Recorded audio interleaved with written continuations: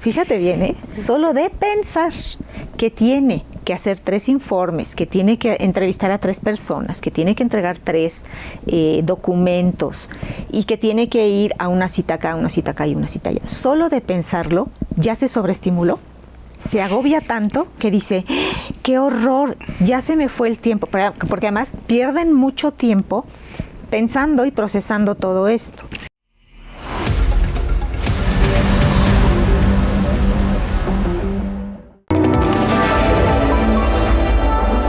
Hola, ¿cómo están? Soy Jennifer Nassif para Maestría para el Éxito en Mundo Ejecutivo. Y si recuerdan, tuvimos la primera parte de un programón que hablaba de identificar a las personas PAS, personas altamente sensibles. Y tuvimos de invitada a Berta Parra Lemus, que es psicoterapeuta dentro de muchas otras cosas. Y nos platicó la primera parte porque nos ganó el tiempo. Vimos los primeros 2 pilares porque déjenme decirles que las personas altamente sensibles tienen 4 pilares para poder identificar si entras en ellas. Y nos especificó que es importante tener las 4. Si tienes 3, no eres paz. Y bueno, algo así, resumiendo un poco lo de la vez pasada, vamos a resumir los primeros 2 pilares, que de todas formas les recomiendo lo vean, pero resumiendo, el primer pilar era... El procesamiento profundo de la información, okay, que son personas que están todo el tiempo pensando, analizando por qué me lo dijo y tomándose las cosas personales generalmente. ¿Y el 2? El 2 es la tendencia a la sobreestimulación. Y en la tendencia a la sobreestimulación es cómo les afecta todo, más que a cualquier otra persona, desde que se hace frío, se hace calor, el ruido, las luces, emociones. Todo los estimula, tú comentabas, hasta por 10 que a una persona que no es paz. Entonces, esos son los primeros 2 pilares. Y antes de arrancarnos para ver los otros 2 pilares, estábamos platicando de por qué tienden a ser tan procrastinadores. Ajá. Las paz son los reyes de la procrastinación, reyes y reinas de la procrastinación. Pero esto tiene su razón. A ver, yo la quiero saber, por favor, ilumíname. ¿Te acuerdas que hablábamos la vez pasada de cómo se tienen todas estas ventanas abiertas y esta tendencia a la sobreestimulación y cómo ese procesamiento profundo hace que cada detalle que entra a través de mis sentidos, ya sea del exterior o del interior de mi cuerpo, se tiene que procesar de alguna manera, ¿no? ¿Te acuerdas que hablábamos que son muchas ventanas abiertas al mismo tiempo? Vamos a poner el ejemplo de un abogado que tiene que entregar 3 informes porque está en 3 procesos al mismo tiempo y tiene 3 litigios por delante. Y es paz. ¿Qué pasa? Solo de pensar, fíjate bien, solo de pensar que tiene que hacer 3 informes, que tiene que entrevistar a 3 personas, que tiene que entregar 3 documentos y que tiene que ir a una cita acá, una cita acá y una cita allá. Solo de pensarlo ya se sobreestimuló, se agobia tanto que dice, ¡qué horror! Ya se me fue el tiempo, porque además pierden mucho tiempo pensando y procesando todo esto. Sí. Pues cuando se dan cuenta, ya se les fue el día. Bueno, mañana empiezo. Total, mañana me voy a levantar temprano y entonces voy a empezar a hacer todo lo que había dicho. Primero voy a hacer esto, luego esto y luego esto. ¿Qué pasa? Guardan, ven un programa de tele, se evaden un poquito haciendo otras cosas y al día siguiente los despierta de sobresalto la idea de que ya perdieron un día. Y entonces ahora le agregas el que ya perdiste un día y que no has hecho nada de lo que tenías que hacer. Y lo que habías planeado, que ya tenía que estar resuelto para ese día, ahora lo tienes que hacer este otro día también. Viene otra vez el agobio, la sobreestimulación y otra vez lo mismo, ¿no? Entonces, esto hay que aprender a gestionarlo. ¿Y qué les recomiendas? ¿Cómo lo gestionan? Pues era lo que te decía la vez pasada. Sí puedes hacerlo todo. Lo que no puedes es hacerlo todo al mismo tiempo. Entonces me imagino que puede ser que un consejo para esto sería, en el momento que estás pensando en todo lo que tienes que hacer, ponle pausa y nada más. Lo primero que tengo que hacer, escríbelo. Exacto. Para que lo tengas agendado y sepas, ya está escrito, no tengo que estarlo pensando en mi cabeza, porque ya lo tengo en papel. Sí, yo les recomiendo mucho a mis pacientes, bueno, siempre les digo que lleven una agenda, ¿no? Okay. Llevan su cuaderno de su proceso terapéutico, pero además una agenda en donde van a anotar lo urgente y luego lo importante. ¿Y qué tienen que hacer primero? Lo urgente e importante. Hacen lo urgente, lo resuelven el tiempo que les tome, ¿sí? Pero ya lo resolvieron. Y entonces eso deja de representar un foco de ansiedad para que no esté la persona pensando que tiene que resolverlo todo al mismo tiempo. Hay que priorizar. Prioriza. ¿Cuál es el número 1? Pues resuelve ese. Cuando termines ese, pasas al siguiente. Okay. No tienes que hacerlo todo al mismo tiempo, porque lo que sucede es que al final de cuentas no haces nada. Sí, es correcto. Entonces, vámonos al pilar 3. Pilar 3. Habíamos hablado del procesamiento profundo, de la sobreestimulación, y ahora toca el turno a la alta emocionalidad y empatía. Ok. ¿Qué significa esto? Bueno, todo lo que yo siento como paz, lo siento de una manera muy intensa. Si estoy contento, estoy eufórico. Si estoy triste, estoy devastado. Si estoy enojado, estoy furioso. Oye, perdón que te interrumpa, pero, por ejemplo, si estás eufórico, aunque lo estás sintiendo, no son tan expresivos. No. Que creo que es importante aclarar eso porque hay gente que puede decir, entonces esta persona no es, porque de lo que yo he notado tienden a ser personas que aunque sienten intensamente, muestran muy poco las emociones. No sabes si lo que le estás diciendo le está chocando, le está fascinando. Sí, exactamente. Okay. Así es. No son muy demostrativos. Y luego te voy a explicar por qué. Ok. Acuérdate de preguntar. Ok. Sin embargo, el enojo no lo pueden ocultar, ¿eh? El enojo no lo disfrazan tanto. O sea, es muy evidente cuando una persona altamente sensible está molesta o incómoda por algo. Estoy de acuerdo. Lo que pasa es que, bueno, o a lo mejor yo estoy diciendo que es muy evidente porque para mí lo es. Uh-huh. Pero a lo mejor otra persona que no es paz no se daría cuenta que esa persona está molesta. Sí, porque no son agresivos, que es diferente. No. Espera. Porque una persona altamente sensible que está sobreestimulada puede llegar a ser muy agresiva. Okay. Puede llegar a responder de una forma muy violenta, porque es como esa olla express que está todo el tiempo conteniendo, y de repente le tocas el botón rojo y se dispara. O sea, cuando ya los niveles de ansiedad están topando altísimos, una paz puede ser de todo menos amable. ¿No? Okay. Menos pero eso sensible. No es de a tiro por viaje, porque normalmente se tragan las cosas. Entonces, para llegar a ese punto, no es todo el tiempo. Es que puede ser que sí, no. A ver, no todo el tiempo están respondiendo de esa manera violenta y agresiva. Eso es cuando ya les llegaste al límite. Ahora, una paz puede estar todo el tiempo sobreestimulada y todo el tiempo ansiosa. Claro. Cuando la ansiedad llega a un límite insostenible, entonces es que pasa esta cosa, ¿no? Oye, y te voy a interrumpir ahorita, pero fíjate, ahorita que estabas hablando de las emociones, ahorita regresamos al tercer pilar y la empatía. Algo que me cuesta mucho trabajo, y es una de mis especialidades, es entender la motivación humana y cómo motivar a los demás. De todos los temperamentos con los que yo me topo, ninguno me cuesta más trabajo que motivar al temperamento paz. ¿Cómo se motiva a los paz? Es que la motivación tiene que venir de aquí. ¿Y cómo podemos ayudar? Un papá, ¿cómo ayuda a motivar a su hijo paz, por ejemplo? Yo sé que la motivación es intrínseca, pero ¿cómo puedo influir de forma positiva, aunque la última decisión la tiene la persona? ¿Cómo podemos influir en ayudar a motivar? Es que depende para qué lo quieras motivar.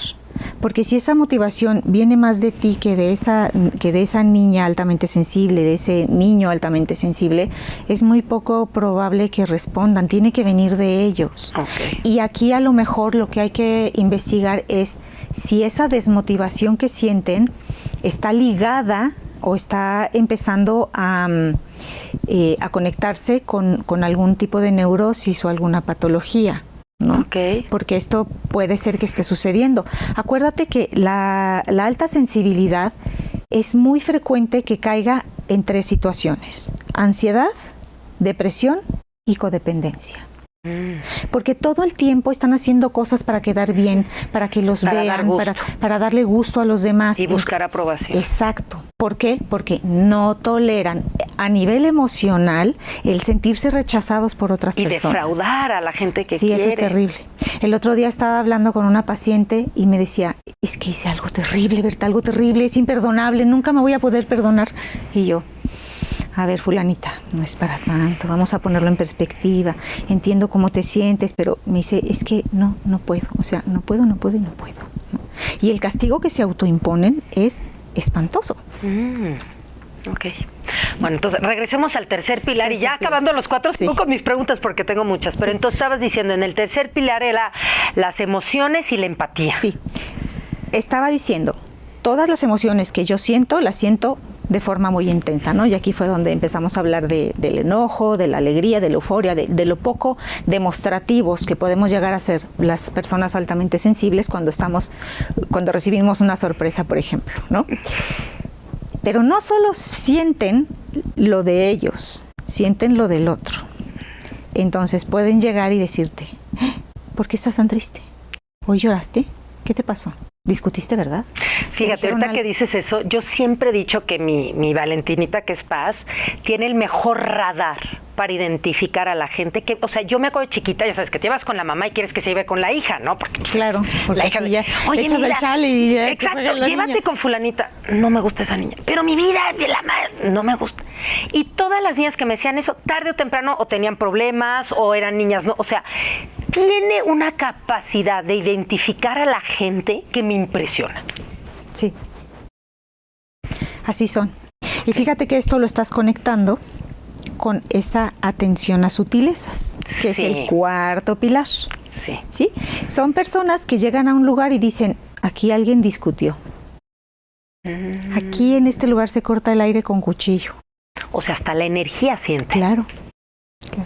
Incluso me han llegado a preguntar, oye, estas personas que perciben de la percepción extrasensorial y todo eso, ¿son paz?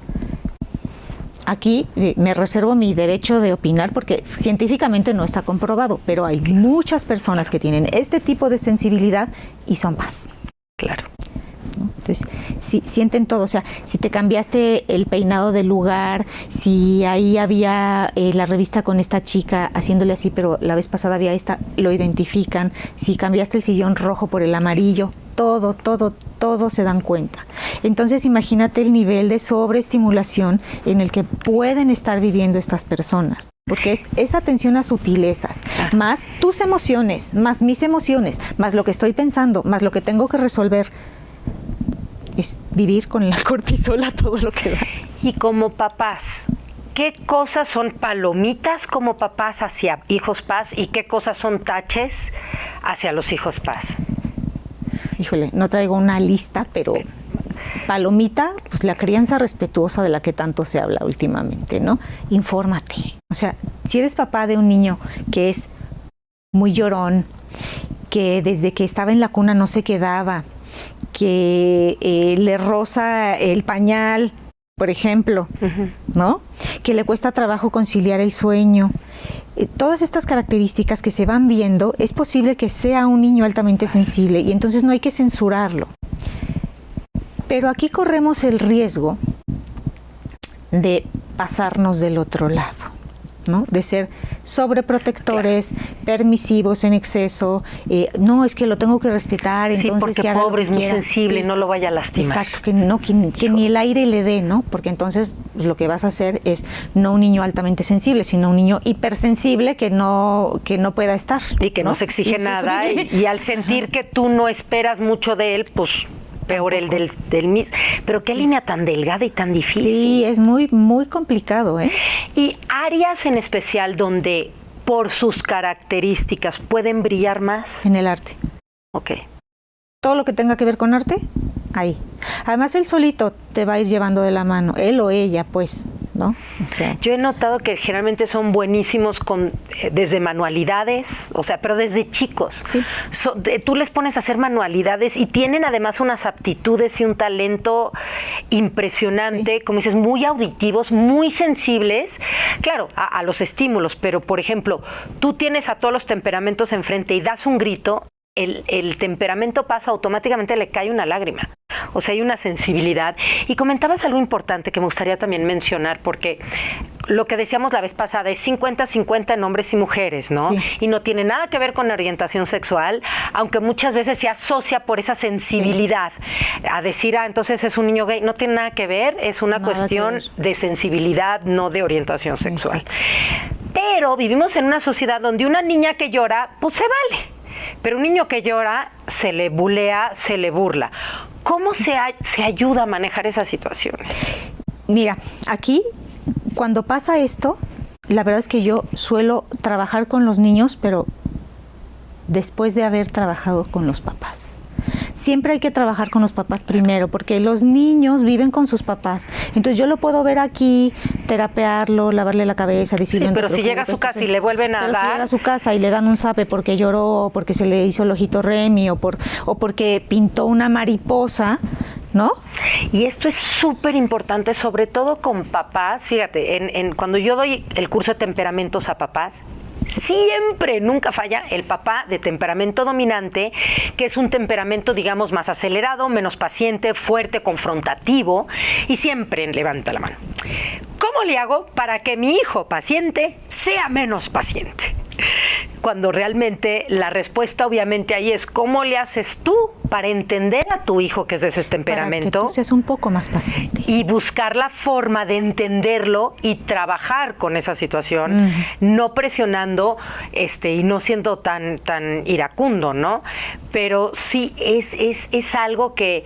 Y además, fíjate, las palabras que utilizamos, digo...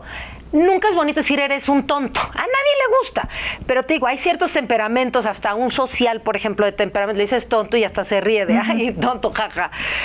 Tú a un temperamento paz o paciente, las palabras que usas como si fueran tatuajes en la piel. Sí. Entonces tenemos que tener mucho cuidado. Mucho cuidado. Nunca se me ha olvidado un día que se me ocurrió, mira, yo con todo y lo que sé, y se me fue sin querer, no quería irse a una excursión. Y se me ocurrió decirle, me decepciona que no quieras ir. Dios mío santo, creo que tuvo una depresión de un mes. Obviamente lo corregí porque conozco y sé de las cosas, pero es tan fácil sin querer hacer mucho daño. Sí, lo sé, pues son altamente lastimados con muy poco. Pero luego también necesitamos que aprendan a moderarse y a modular esto, porque no puedes ser jarrito de patambo. Claro. Si ya de por sí eres muy sensible y aparte de todo le aderezas a la historia, pues entonces ahí la cosa se complica. ¿Cómo se ayuda ahí? ¿Cómo se les enseña? Con ¿Qué muchísima se les dice? paciencia, muchísima paciencia. Ellos entienden, ¿eh? Porque además pero suelen con paciencia, ser personas ¿cómo brillantes. le dices que no le afecte tanto lo que sí le afecta? No, es que eso no le puedes decir. Okay. Porque si tú le dices, es que no te puede afectar tanto, le estás negando su sensibilidad, le estás negando su percepción, y esto tampoco. Entonces, ¿cómo se maneja? ¿No? A ver, ¿cómo? Pues me imagino Con primero mucha validando quiénes son. Validando. Entiendo que te sientes así, no está fácil así, pero bueno, es importante que notes que no fue personal, que esta persona igual está viviendo no sé qué, o sea, tratar de ayudarlos a entender qué está viviendo para que no se lo tomen tan personal. Y también esta parte de la autoobservación, o sea, después de que pasa una situación así, es invitarlos a ver, ¿te diste cuenta cómo reaccionaste? Ese está bueno. ¿Te diste cuenta de lo que pasó? ¿Te diste cuenta de cuáles fueron las consecuencias de esta reacción que tuviste?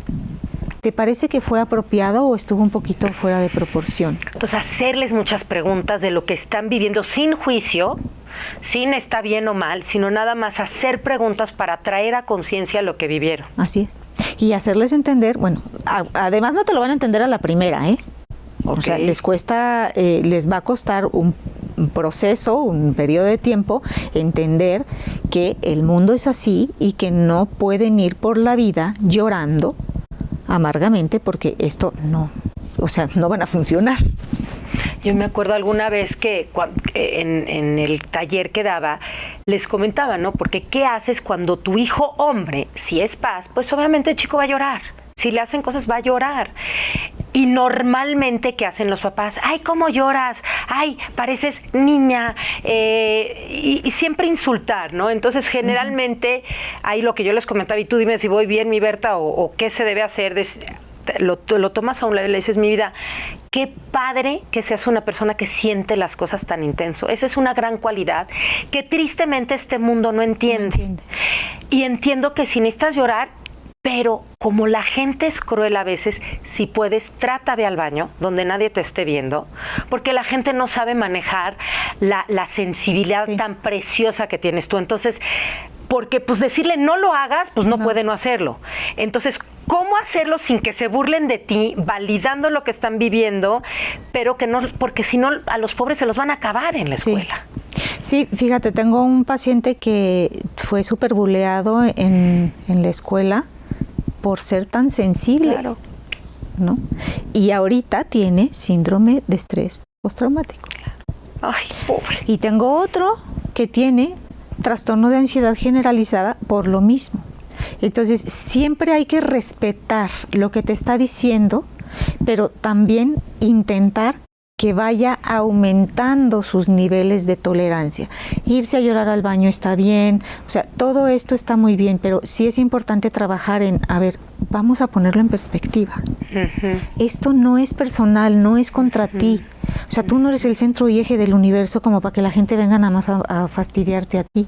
La gente hace cosas y hace las cosas sin intención de molestar muchas veces. A veces los niños sí quieren molestar, pero dentro de toda esta inconsciencia infantil. Pero hacerles entender que no es contra ellos. Y como van creciendo, ¿se va bajando el extremo de paz o nada más lo aprenden a esconder más? Fíjate que algo que pasa mucho, bueno, te voy a contar una historia personal. Yo soy paz entre las paz. Ok. Lo percibo. Sí, ¿verdad? Lo percibo. Entonces, crecí en una familia con alta sensibilidad, en la que la sensibilidad era absolutamente censurada. ¡Wow! Entonces, fíjate qué paradójico, ¿no? Totalmente. Bueno, yo aprendí a protegerme de tal manera que de mis ojitos no salió una lágrima en no sé cuántos años, ¿no? ¡No! Y entonces me decían, fíjate lo que me decían mis hermanos, eres una bestia sin sentimientos. ¡Wow! Fíjate. Así me decían. Y yo sí, soy una bestia sin sentimientos. Yo no siento, porque no mostraba. Y esto está relacionado con lo que platicabas hace rato de no son muy demostrativos en sus emociones, y es por lo mismo, porque hay una autoprotección de la persona, porque te sientes tan vulnerable de tener todas las emociones a flor de piel, que cualquier cosita que te hagan así, te desbordas, ¿no? Yo durante muchos años, hasta que lo trabajé obviamente, te puedo decir que para mí dar un abrazo a una persona no podía hacerlo. No podía hacerlo porque yo daba un abrazo y entonces se me desbordaban las emociones. Porque un abrazo es una entrega de afecto, es una entrega de amor. Y entonces ahí iban todas mis emociones, todo mi amor y o sea, imposible darle un abrazo a alguien.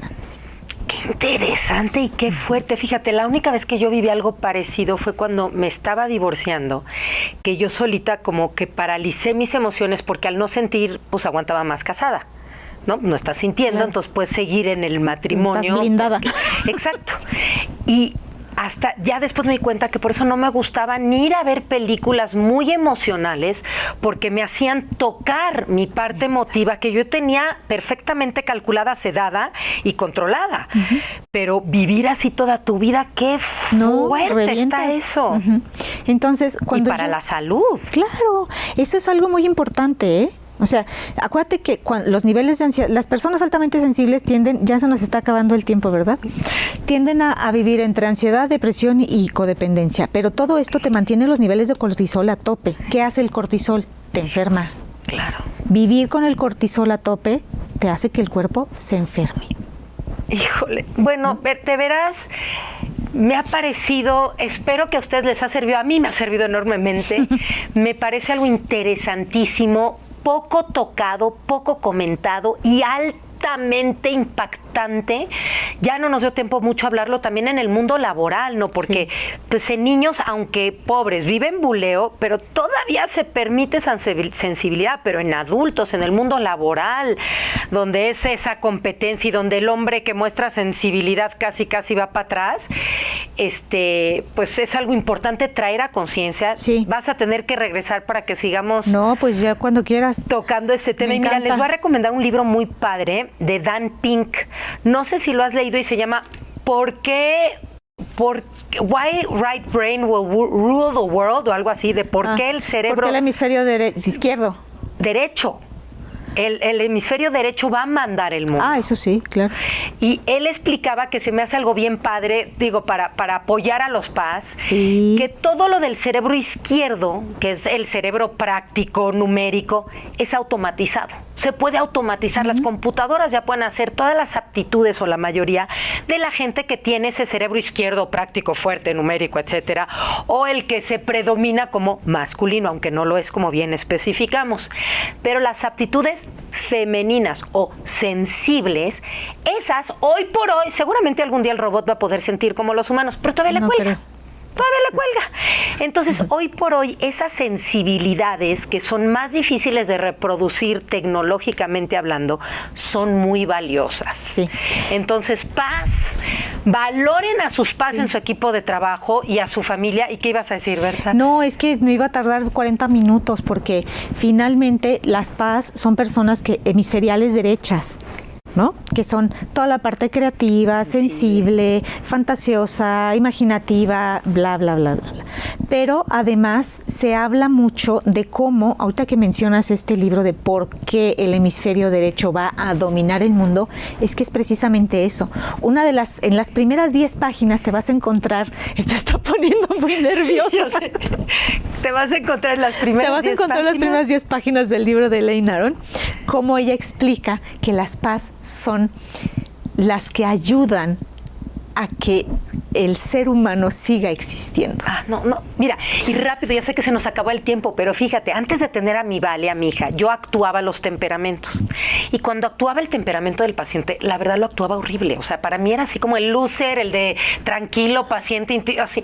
Cuando tengo a mi hija, justo me di cuenta de las cualidades tan hermosas y maravillosas de esa empatía, esa sensibilidad, esa nobleza tan poco valorada, pero sí estoy de acuerdo que puede ser los que el día de mañana pueden salvar el mundo con esa maravillosa empatía. Pero bueno, se nos acabó el tiempo. ¿Dónde te buscamos, Berta? Psicoterapeuta-Berta-Parra en Instagram, psicoterapeuta Berta Parra en Facebook y personas altamente sensibles _PAS en Facebook también. Si quieren por ahí poner mis teléfonos o mi número de contacto, lo pueden poner con mucho gusto. Y bueno, los invito a mi programa para personas altamente sensibles. ¿Está en YouTube? No, es un programa personalizado. Todavía no lo lo sacas. Todavía no, sí lo saco, pero o sea, es como te lo mandas uno a uno, ¿no? Okay. Todavía no lo hago masificado. O sea, la gente te puede escribir y tú se los puedes enviar. Sí. Se podría. Bueno, más bien es sesiones 1 a 1. O sea, la terapia. Sí. Ok. Que en realidad no es una terapia, es un proceso de acompañamiento, ¿no? Porque la gente se asusta con el nombre terapia. Okay. Y un acompañamiento. Sí, es un buenísimo. acompañamiento. Pues bueno, soy Jennifer Nassif. Síganme en Instagram, @Jennifer Nassif. Escríbanme también si tienen dudas o algo más que yo les pueda compartir de Berta, con muchísimo gusto. Y pues bueno, espero que esto les ayudó. A mí me sirvió muchísimo y hasta la próxima.